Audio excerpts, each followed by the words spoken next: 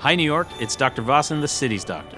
The holidays are my favorite time of year for gathering with our friends and loved ones. So with COVID-19, the flu, and RSV spreading, here are 5 health tips from me to you so you can enjoy the holidays safely. 1. Get the new COVID-19 booster. Everyone over 5, and especially those over 65, or who have a chronic health condition, should get the new booster right away. It protects against the variants of COVID-19 making people sick today. 2. Get your annual flu shot. You can safely get your flu and COVID-19 shots at the same time. 3. Wear a mask in crowds. Masks slow the spread of airborne illness. It's not an all-the-time thing, but for when you're around a lot of people indoors. 4. Stay home if you're sick and get tested for COVID-19. Talk to your provider or call 212-COVID-19 for Paxlovid or other treatment options. And 5, and as always, keep those hands clean. Spread cheer, not COVID or the flu, New Yorkers. After all we've been through, we all deserve a healthy and peaceful holiday. 빅테크에 이어 투자은행에도 해고 물결이 따르고 있습니다. 골드만삭스, 시티은행, 웰스파고 등을 비롯해 모건 스탠리는 전체 인력에서 2%인 1,600명을 해고할 예정입니다. 모건 스탠리는 2019년 이후 처음으로 감원을 하는 것입니다.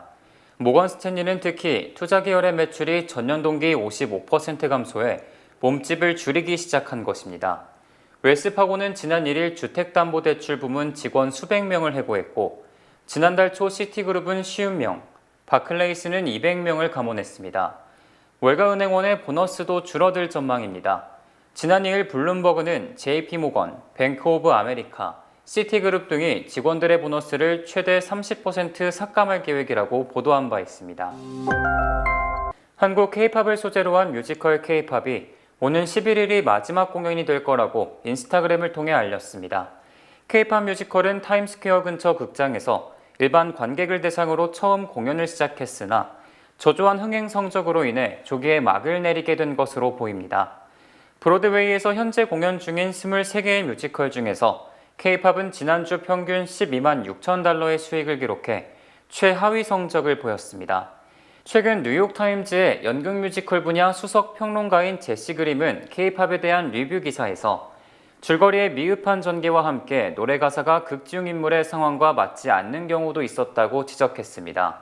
또 그리는 K-팝의 열렬한 팬이어도 한국어를 이해하지 못하는 사람이라면 이 뮤지컬을 즐기는데 어려움이 있을 것이라고 평했습니다.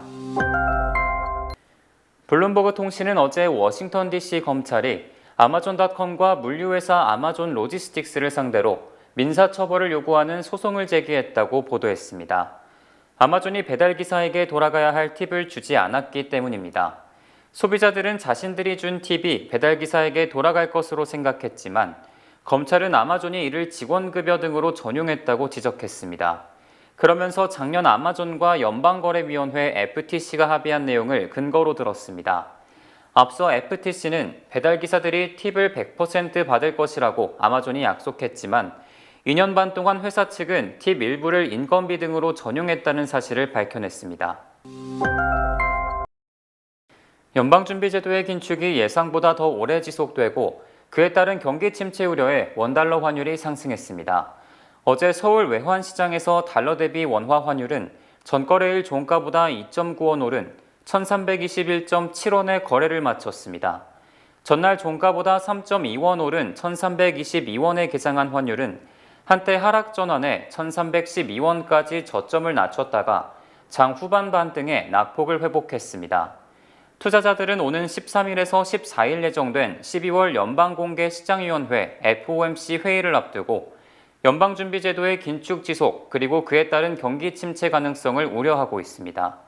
JP모건 체이스의 제이미 다이먼 CEO는 인터뷰에서 인플레이션이 경제를 탈선시키고 가벼운 또는 강한 경기 침체를 유발할 가능성이 높다고 경고하는 등 월가 주요 인사들이 경기에 부정적인 전망을 쏟아낸 게 투자 심리에 영향을 미쳤습니다. 러시아가 서방이 도입한 러시아산 원유 가격 상한제에 맞서기 위해 3가지 대응 방안을 검토하고 있다고 어제 타스 로이터 통신 등이 보도했습니다. 첫 번째 대응 방안은 이 같은 제재를 지지하는 모든 국가에 원유 판매를 완전히 금지하는 것입니다. 여기에는 유가 상한제 찬성 국가들이 러시아로부터 직접 원유를 사들이는 것뿐만 아니라 중개인을 통해 구입하는 것도 금지하는 내용이 포함됐습니다. 두 번째 선택지는 유가상한제 지지 여부와 관계없이 해당 조항이 포함된 계약에서는 어떤 국가에도 원유를 수출하지 않는 것입니다. 마지막 대응 방안은 러시아 원유의 소위 참고 가격을 도입하는 것입니다. 이는 러시아산 우랄 원유의 최대 할인 가격을 국제 원유 가격 기준인 브렌트유 수준으로 설정하고 이보다 할인 폭이 증가하면 원유 판매를 금지토록 한 것입니다.